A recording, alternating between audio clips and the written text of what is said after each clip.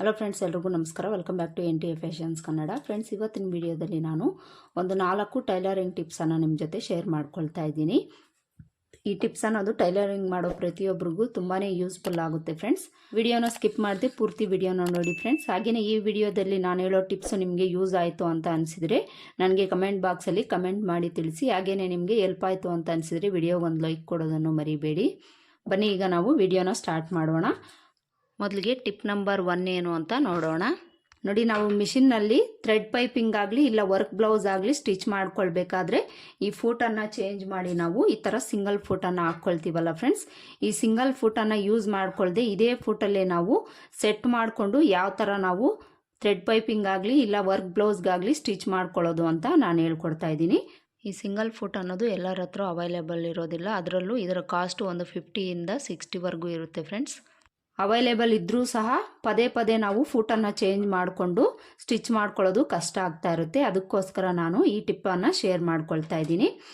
ನೋಡಿ, ಈ ಥರದ ಕಟಿಂಗ್ ಪ್ಲೇಯರನ್ನು ತಗೊಳ್ಳಿ ಫ್ರೆಂಡ್ಸ್. ಆಲ್ಮೋಸ್ಟ್ ಎಲ್ಲರ ಮನೆಗಳಲ್ಲೂ ಕಟಿಂಗ್ ಪ್ಲೇಯರ್ ಅನ್ನೋದು ಇದ್ದೇ ಇರುತ್ತೆ. ಕಟಿಂಗ್ ಪ್ಲೇಯರನ್ನು ತಗೊಂಡು ಈ ಫೂಟನ್ನು ನಾವು ನೋಡಿ ಈ ಥರ ಇಟ್ಕೊಳ್ಬೇಕು. ಈ ಥರ ಇಟ್ಕೊಳ್ಳೋವಾಗ ಇಲ್ಲಿ ಮೇಲೆ ಎಲ್ಲ ನಾವು ಇಟ್ಕೊಳ್ಬಾರ್ದು, ಈ ಫೂಟ್ನ ಮಾತ್ರ ನಾವು ಇಟ್ಕೊಳ್ಬೇಕು. ಹಾಗೆಯೇ ಈ ನೀಡಲು ಮಿಷಿನಲ್ಲಿ ಫೂಟಿಂದ ಮೇಲಕ್ಕೆ ಇರೋ ಥರ ನೋಡ್ಕೊಳ್ಬೇಕು, ಇಲ್ಲಾಂದರೆ ನೀಡಲ್ ಕಟ್ ಆಗುತ್ತೆ.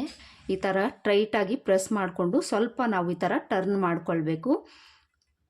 ಈ ಥರ ಟರ್ನ್ ಮಾಡ್ಕೊಳ್ಳೋವಾಗ ಹುಷಾರಾಗಿ ನೀವು ಟರ್ನ್ ಮಾಡ್ಕೊಳ್ಳಿ. ನೋಡಿ, ಈ ಥರ ನಾವು ತಿರುಗಿಸಿದಾಗ ನಮಗೆ ಫೂಟು ಈಸಿಯಾಗಿ ಟರ್ನ್ ಆಗುತ್ತೆ. ಈ ಥರ ಟರ್ನ್ ಮಾಡ್ಕೊಂಡಾಗ ಒಂದ್ಸಲ ನೀವು ಚೆಕ್ ಮಾಡ್ಕೊಳ್ಳಿ. ಈ ಥರ ನಾವು ಫೂಟ್ ಟರ್ನ್ ಮಾಡ್ಕೊಂಡಾಗ ನೀಡಲ ಪಕ್ಕದಲ್ಲೇ ಫೂಟ್ ಇರೋ ಥರ ನೋಡ್ಕೊಳ್ಳಿ. ಆವಾಗಲೇ ನಮಗೆ ಪೈಪಿಂಗ್ ಆಗಲಿ ವರ್ಕ್ ಬ್ಲೌಸ್ಗಾಗಲಿ ಸ್ಟಿಚ್ ಅನ್ನೋದು ಎಡ್ಜ್ಗೆ ನೀಟಾಗಿ ಬರುತ್ತೆ. ಒಂದ್ಸಲ ನೀಡಲನ್ನು ಈ ಥರ ಕೆಳಗಡೆ ಇಳಿಸ್ಕೊಳ್ಳಿ. ನೀಡಲ್ ಇಳಿಸ್ಬಿಟ್ಟು ಫೂಟ್ ಏನಾದರೂ ದೂರ ಇದೆ ಅಂದರೆ ಸ್ವಲ್ಪ ನೀವು ಈ ಥರ ಅಡ್ಜಸ್ಟ್ ಮಾಡ್ಕೊಳ್ಳಿ. ಈ ಥರ ಸೆಟ್ಟಿಂಗ್ಸ್ ಅನ್ನೋದು ನೀವು ಯಾವುದೇ ಮಿಷಿನಲ್ಲಾದರೂ ಸಹ ಈಸಿಯಾಗಿ ಮಾಡ್ಕೊಳ್ಬೋದು ಫ್ರೆಂಡ್ಸ್. ನಿಮ್ಮ ಹತ್ರ ಸಿಂಗರ್ ಆಗಲಿ ಉಷಾ ಆಗಲಿ ಇಲ್ಲ ಜೂಕಿ ಮಿಷಿನ್ ಆಗಲಿ ಯಾವುದಾದ್ರೂ ಸಹ ಈ ಥರ ನೀವು ಸೆಟ್ ಮಾಡ್ಕೊಳ್ಬೋದು.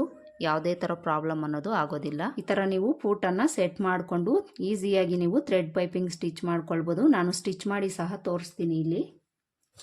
ನೋಡಿ, ಈ ಫ್ಯಾಬ್ರಿಕನ್ನು ತೊಗೊಂಡು ಈ ಥ್ರೆಡ್ಡನ್ನು ಈ ಥರ ಇಟ್ಕೊಳ್ತೀವಲ್ಲ, ಈ ಥರ ಇಟ್ಕೊಂಡು ಮೊದಲಿಗೆ ಒಂದು ಲಾಕ್ ಮಾಡ್ಕೊಳ್ತೀವಿ. ಈ ಥರ ಲಾಕ್ ಮಾಡಿಕೊಂಡು ನಾವು ಥ್ರೆಡ್ ಪೈಪಿಂಗನ್ನು ಕೊಡ್ತೀವಲ್ಲ ಅದೇ ಥರ ಎಡ್ಜ್ಗೆ ಈ ಥರ ಇಟ್ಕೊಳ್ಳಿ. ಈ ಥರ ಇಟ್ಕೊಂಡು ಥ್ರೆಡ್ಡನ್ನು ಟೈಟಾಗಿ ಇಟ್ಕೊಂಡೆ ನಾವು ಥ್ರೆಡ್ ಪೈಪಿಂಗನ್ನು ಕೊಡ್ತೀವಲ್ಲ ಅದೇ ಥರ ಇಲ್ಲೂ ಸಹ ಟೈಟಾಗಿ ಇಟ್ಕೊಂಡು ಈ ಥರ ಸ್ಟಿಚ್ ಮಾಡ್ಕೊಳ್ಳಿ. ನೀಟಾಗಿ ಬರುತ್ತೆ ಫ್ರೆಂಡ್ಸ್. ನಾವು ಸಿಂಗಲ್ ಫೂಟ್ ಹಾಕ್ಕೊಂಡಾಗ ಯಾವ ಥರ ಥ್ರೆಡ್ ಪೈಪಿಂಗ್ ಬರುತ್ತೆ ನಮಗೆ ಅದೇ ಥರ ಇದರಲ್ಲೂ ಸಹ ಸ್ಟಿಚಿಂಗ್ ಅನ್ನೋದು ಬರುತ್ತೆ ಎಡ್ಜ್ಗೆ. ನೋಡಿ, ನಾನು ಸ್ಟಿಚ್ ಮಾಡೇ ತೋರಿಸ್ತಾ ಇದ್ದೀನಿ ನಿಮಗೆ.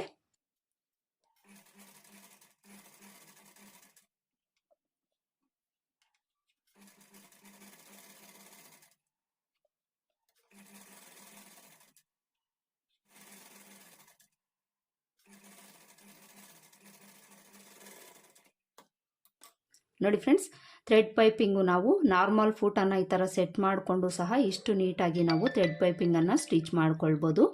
ಸೇಮ್ ನಾವು ಸಿಂಗಲ್ ಫೂಟ್ ಹಾಕ್ಕೊಂಡಾಗ ಯಾವ ಥರ ಬಂದಿದೆ ಅದೇ ಥರ ನಾವು ಸ್ಟಿಚ್ ಮಾಡ್ಕೊಳ್ಬೋದು. ಈ ಥರ ನೀವು ಫೂಟನ್ನು ಚೇಂಜ್ ಮಾಡಿಕೊಂಡು ಸ್ಟಿಚ್ ಮಾಡ್ಕೊಂಡಾದ್ಮೇಲೆ ಮತ್ತೆ ನಮಗೆ ನಾರ್ಮಲ್ ಸ್ಟಿಚ್ ಬರುತ್ತಾ ಇಲ್ವಾ ಅಂತ ನಿಮಗೆ ಡೌಟ್ ಬರ್ಬೋದು ಫ್ರೆಂಡ್ಸ್. ಅದಕ್ಕೋಸ್ಕರ ನಾನು ಈ ಫೂಟನ್ನು ಸರಿ ಮಾಡಿಕೊಂಡು ಸ್ಟಿಚ್ ಮಾಡಿ ತೋರಿಸ್ತೀನಿ. ಮತ್ತೆ ನೀವು ಕಟಿಂಗ್ ಪ್ಲೇಯರನ್ನು ತಗೊಳ್ಳಿ. ಕಟಿಂಗ್ ಪ್ಲೇಯರ್ ತಗೊಂಡು ಟೈಟಾಗಿ ಹಿಡ್ಕೊಂಡು ಸ್ವಲ್ಪ ನೀವು ನಿಧಾನಕ್ಕೆ ಈ ಥರ ತಿರುಗಿಸ್ಕೊಳ್ಬೇಕು. ಈ ಥರ ತಿರುಗಿಸ್ಕೊಳ್ಳೋವಾಗ ನೀವು ಜೋರಾಗಿ ತಿರುಗಿಸ್ಕೊಳ್ಬಾರ್ದು. ನೋಡಿ, ಈ ಥರ ನಿಧಾನಕ್ಕೆ ನೀವು ಟರ್ನ್ ಮಾಡ್ಕೊಳ್ಳಿ. ಈ ಥರ ಟರ್ನ್ ಮಾಡಿಕೊಂಡು ಒಂದ್ಸಲ ನೀವು ಚೆಕ್ ಮಾಡ್ಕೊಳ್ಳಿ.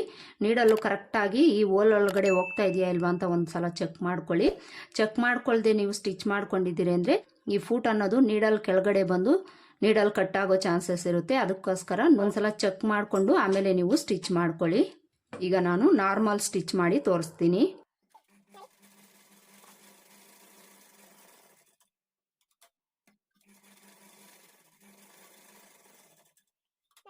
ನೋಡಿ, ನಾನಿಲ್ಲಿ ಫೂಟನ್ನು ನಾರ್ಮಲ್ ಆಗಿ ಸೆಟ್ ಮಾಡಿಕೊಂಡು ಸಹ ನಿಮಗೆ ಸ್ಟಿಚ್ ಮಾಡಿ ತೋರಿಸ್ತಾ ಇದ್ದೀನಿ.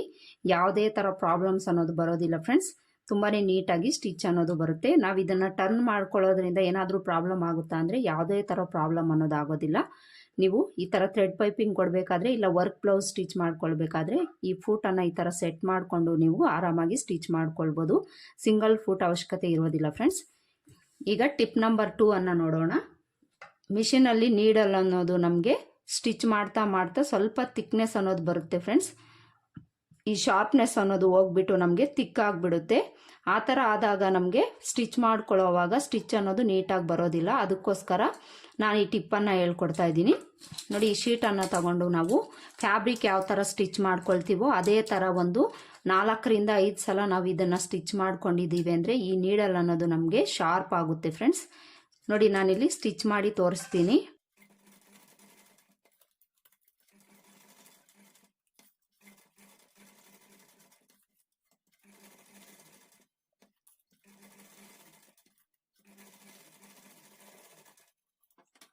ನೋಡಿ, ಈ ಥರ ನಾವು ಈ ಶೀಟನ್ನು ಒಂದು 5-6 ಸಲ ಈ ಥರ ಸ್ಟಿಚ್ ಮಾಡ್ಕೊಂಡಿದ್ದೀವಿ ಅಂದರೆ ಈ ನೀಡಲ್ ಅನ್ನೋದು ನಮಗೆ ಶಾರ್ಪ್ ಆಗುತ್ತೆ ಫ್ರೆಂಡ್ಸ್. ಈ ಶೀಟ್ ಅನ್ನೋದು ಶಾರ್ಪ್ ಆಗಿರುತ್ತೆ, ಅದೇ ಥರ ಥಿಕ್ನೆಸ್ ಇರುತ್ತೆ.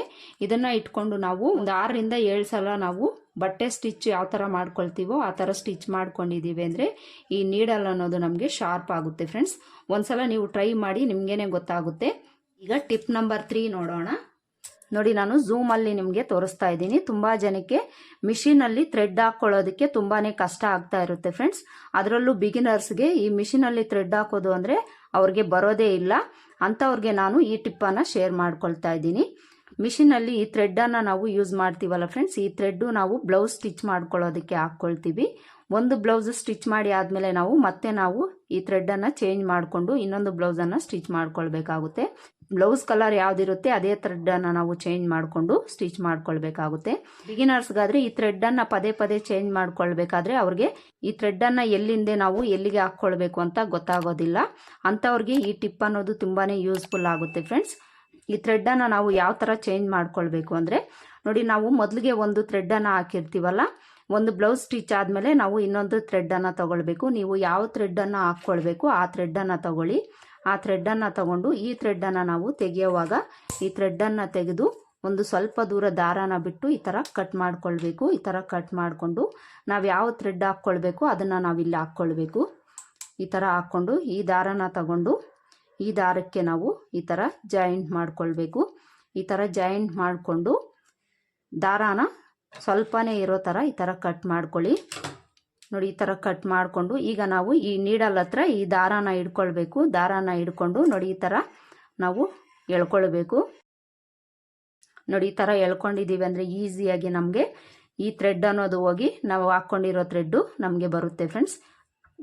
ನೋಡಿದ್ರಲ್ಲ ಎಷ್ಟು ಈಸಿಯಾಗಿ ನಾವು ಥ್ರೆಡ್ಡನ್ನು ಚೇಂಜ್ ಮಾಡ್ಕೊಳ್ಬೋದು ಅಂತ. ಯಾವುದೇ ಥರ ಕಷ್ಟಪಡೋ ಅವಶ್ಯಕತೆ ಇಲ್ಲ. ನಾವು ಎಲ್ಲಿಂದ ಎಲ್ಲಿಗೆ ಹಾಕ್ಕೊಳ್ಬೇಕು ಅಂತ ಕನ್ಫ್ಯೂಸು ಮಾಡ್ಕೊಳ್ಳೋ ಅವಶ್ಯಕತೆ ಇಲ್ಲ ಫ್ರೆಂಡ್ಸ್. ಈ ಟಿಪ್ಸನ್ನು ಫಾಲೋ ಮಾಡಿ ನೀವು ಥ್ರೆಡ್ಡನ್ನು ಚೇಂಜ್ ಮಾಡ್ಕೊಳ್ಳಿ. ಈಗ ಟಿಪ್ ನಂಬರ್ 4 ನೋಡೋಣ. 4ನೇ ಟಿಪ್ ಏನು ಅಂದರೆ, ನೋಡಿ, ಈ ಥರದ ಸ್ಪೂನನ್ನು ತೊಗೊಳ್ಳಿ ಫ್ರೆಂಡ್ಸ್. ನಾವು ಅಡುಗೆ ಮಾಡೋದಕ್ಕೆ ಯೂಸ್ ಮಾಡ್ಕೊಳ್ತೀವಲ್ಲ, ಈ ಥರದ ಸ್ಪೂನನ್ನು ತೊಗೊಳ್ಳಿ. ಈ ಸ್ಪೂನನ್ನು ತೊಗೊಂಡಿದ್ದೀನಿ, ಏನು ಮಾಡ್ತೀನಪ್ಪ ಅಂತ ಕನ್ಫ್ಯೂಸ್ ಮಾಡ್ಕೊಳ್ಬೇಡಿ. ಇದರಲ್ಲೇ ನಾನು ಈ ಟಿಪ್ಪನ್ನು ನಿಮಗೆ ಶೇರ್ ಮಾಡ್ತಾ ಇದ್ದೀನಿ. ಈ ಸ್ಪೂನ್ಸಲ್ಲಿ ಈ ಥರ ಹೋಲ್ ಇರುವಂಥ ಸ್ಪೂನ್ಸನ್ನು ತೊಗೊಳ್ಳಿ. ಇದನ್ನು ನಾವು ಯೂಸ್ ಮಾಡಿಕೊಂಡು ಪೋಟ್ಲಿ ಬಟನ್ನು ಈಸಿಯಾಗಿ ಸ್ಟಿಚ್ ಮಾಡ್ಕೊಳ್ಳೋದು ಯಾವ ಥರ ಅಂತ ನಾನು ಹೇಳ್ಕೊಡ್ತಾ ಇದ್ದೀನಿ. ನೋಡಿ, ಪೋಟ್ಲಿ ಬಟನ್ಸ್ ರೆಡಿ ಮಾಡ್ಕೊಳ್ಳೋದಕ್ಕೆ ನಾವು ಈ ಥರ ಫ್ಯಾಬ್ರಿಕನ್ನು ತೊಗೊಳ್ಬೇಕು. ಯಾವ ಕಲರ್ ನಾವು ಪೋಟ್ಲಿ ಬಟನ್ ರೆಡಿ ಮಾಡ್ಕೊಳ್ಬೇಕು ಆ ಥರ ಫ್ಯಾಬ್ರಿಕ್ ತೊಗೊಳ್ಬೇಕು. ಇದರೊಳಗಡೆ ಇನ್ಸರ್ಟ್ ಮಾಡ್ಕೊಳ್ಳೋದಕ್ಕೆ ನೀವು ಯಾವುದೇ ಥರ ಫ್ಯಾಬ್ರಿಕ್ ಆದರೂ ತೊಗೊಳ್ಬೋದು. ಈ ಫ್ಯಾಬ್ರಿಕ್ ಅನ್ನೋದು ಪೋಟ್ಲಿ ಬಟನ್ ರೆಡಿ ಮಾಡ್ಕೊಳ್ಳೋದಕ್ಕೆ ನಾನು ಒಂದು 2 ಇಂಚ್ ಅಗಲದ ಫ್ಯಾಬ್ರಿಕನ್ನು ತೊಗೊಂಡಿದ್ದೀನಿ. ನೋಡಿ, ಈ ಕಡೆಯಿಂದ 2 ಇಂಚು, ಈ ಕಡೆಯೂ ಸಹ 2 ಇಂಚು ಬಾಕ್ಸ್ ಟೈಪ್ ಇರುವಂಥ ಫ್ಯಾಬ್ರಿಕನ್ನು ತೊಗೊಳ್ಬೇಕು. ಇದನ್ನು ಸಹ ನಾವು ಇದೇ ಥರ ತೊಗೊಳ್ಬೇಕು. ಇದರ ವಿಡ್ತು ಲೆಂತು 1.5 ಇಂಚ್ ಅಷ್ಟಿದೆ ಫ್ರೆಂಡ್ಸ್. ಇಷ್ಟು ತಗೊಳ್ಳಿ, ನಿಮಗೆ ಕರೆಕ್ಟಾಗಿ ಸರಿ ಹೋಗುತ್ತೆ. ಈ ಫ್ಯಾಬ್ರಿಕ್ ಅನ್ನೋದು ನೀವು ಈಕ್ವಲ್ ಆಗಿರೋ ಥರನೇ ತಗೊಳ್ಬೇಕು. ಯಾಕೆ ಅಂದರೆ ಪೋಟ್ಲಿ ಬಟನ್ಸ್ ಎಲ್ಲನೂ ನಮಗೆ ಒಂದೇ ಸೈಜಲ್ಲಿ ಬರಬೇಕಾದ್ರೆ ಈ ಫ್ಯಾಬ್ರಿಕ್ ಅನ್ನೋದು ಒಂದೇ ಸೈಜಲ್ಲಿ ಇರಬೇಕು. ಅದಕ್ಕೋಸ್ಕರ ಎಲ್ಲ ಫ್ಯಾಬ್ರಿಕ್ಕು ಇದೇ ಮೆಜರ್ಮೆಂಟಲ್ಲಿ ಕಟ್ ಮಾಡ್ಕೊಳ್ಬೇಕು. ನಿಮಗೆ ಎಷ್ಟು ಪೋಟ್ಲಿ ಬಟನ್ಸ್ ಬೇಕೋ ಅಷ್ಟು ನೀವು ಈ ಫ್ಯಾಬ್ರಿಕನ್ನು ತಗೊಳ್ಬೇಕು, ಈ ಫ್ಯಾಬ್ರಿಕನ್ನು ತಗೊಳ್ಬೇಕು. ಈ ಪೋಟ್ಲಿ ಬಟನ್ ರೆಡಿ ಮಾಡಿಕೊಂಡು ನಾವು ಸುತ್ತಕೊಳ್ಳೋದಕ್ಕೆ ಥ್ರೆಡ್ಡು ಸಹ ನಮಗೆ ಬೇಕಾಗುತ್ತೆ. ಅದಕ್ಕೋಸ್ಕರ ನಾವಿಲ್ಲಿ ಈ ಬಾಬಿನಲ್ಲಿ ನೀವು ಈ ಫ್ಯಾಬ್ರಿಕ್ ಕಲರ್ ಥ್ರೆಡ್ಡನ್ನು ಇನ್ಸರ್ಟ್ ಮಾಡ್ಕೊಳ್ಳಿ. ಇನ್ಸರ್ಟ್ ಮಾಡಿಕೊಂಡು ಇಲ್ಲಿ ಹಾಕ್ಕೊಳ್ಳಿ. ಈ ಬಾಬಿನಲ್ಲಿ ಹಾಕ್ಕೊಂಡು ನಾವು ಥ್ರೆಡ್ಡನ್ನು ತಗೊಂಡು ಈಸಿಯಾಗಿ ಸುತ್ತಕೊಳ್ಬೋದು. ಅದಕ್ಕೋಸ್ಕರ ಬಾಬಿನಲ್ಲಿ ನಿಮಗೆ ಫ್ಯಾಬ್ರಿಕ್ ಯಾವ ಕಲರ್ ಇರುತ್ತೆ ಆ ಕಲರ್ ಥ್ರೆಡ್ಡನ್ನು ನೀವು ಇನ್ಸರ್ಟ್ ಮಾಡಿಕೊಂಡು ಒಳಗಡೆಯಿಂದ ಈ ಥರ ಸ್ವಲ್ಪ ಉದ್ದ ನೀವು ಓಪನ್ ಮಾಡಿ ಇಟ್ಕೊಳ್ಳಿ. ಈ ಥರ ಇಟ್ಕೊಂಡು ಈಗ ನಾವು ಈಸಿಯಾಗಿ ಪೋಟ್ಲಿ ಬಟನ್ಸ್ ರೆಡಿ ಮಾಡ್ಕೊಳ್ಳೋದನ್ನು ಹೇಳ್ಕೊಡ್ತೀನಿ.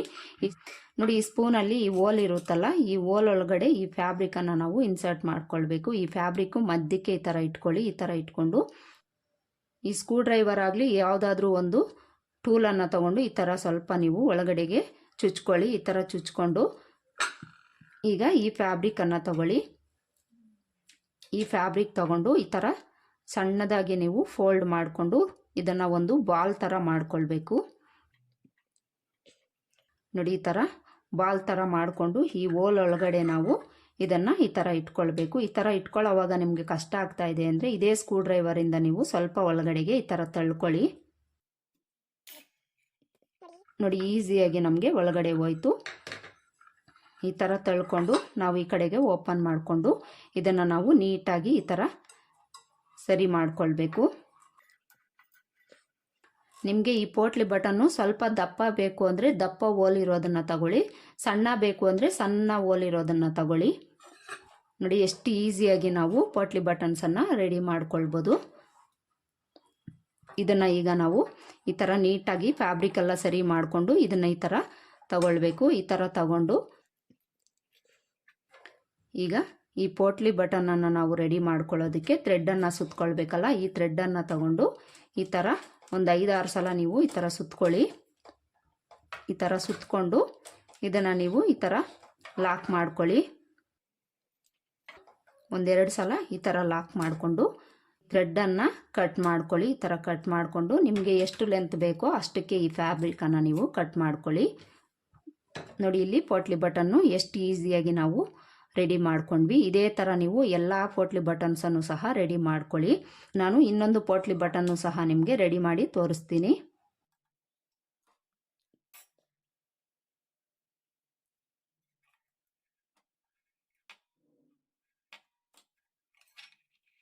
ನೋಡಿ, ಈ ಥರ ನೀಟಾಗಿ ಸರಿ ಮಾಡಿಕೊಂಡು ಈಗ ಇದನ್ನು ತೆಗೆದು ದಾರಾನ ಎಡ್ಜ್ಗೆ ಈ ಥರ ಸುತ್ತಕೊಂಡು ಲಾಕ್ ಮಾಡ್ಕೊಳ್ಳಿ.